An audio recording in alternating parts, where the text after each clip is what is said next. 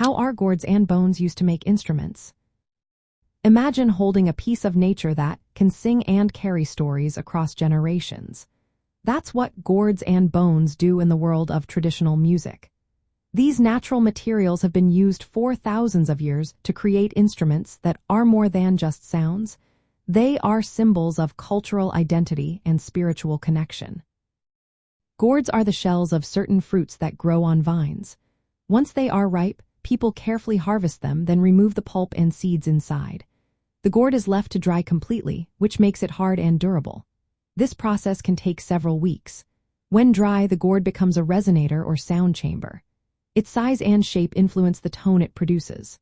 For example, a larger gourd will give a deeper, bass-like sound, while a smaller one sounds higher and sharper.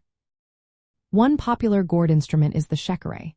To make it, artisans take a dried gourd and cover it with a net of beads or shells.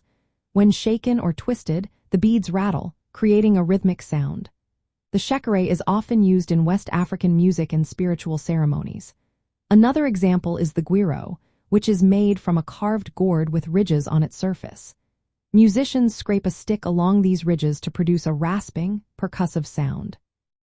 Both instruments are used in rituals, dance, and storytelling, connecting players to their ancestors and spiritual traditions.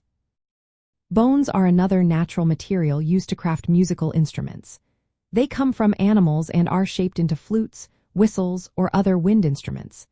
To make a bone flute, artisans clean the bone thoroughly and sometimes carve or drill holes into it. The placement and size of these holes determine the pitch and tone of the instrument. Bone flutes produce haunting, airy sounds that are often linked to spiritual communication. In ancient cultures, these flutes were believed to carry prayers or messages to spirits or ancestors. The use of bone in instruments symbolizes life, death, and the cycle of nature, adding a spiritual layer to their significance. Creating these instruments involves careful preparation. Gourds are dried in the sun, sometimes for several months, to ensure they are fully hardened.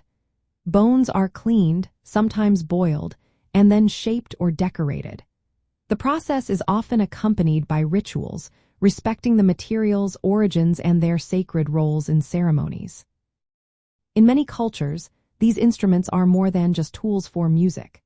They are vital parts of spiritual practices, used to mark important moments, call upon spiritual forces, or create a meditative atmosphere. The natural materials, gourd and bone, are seen as gifts from nature, embodying life, death, and transformation. Their sounds carry the history and identity of the communities that make and use them, preserving their cultural heritage through music.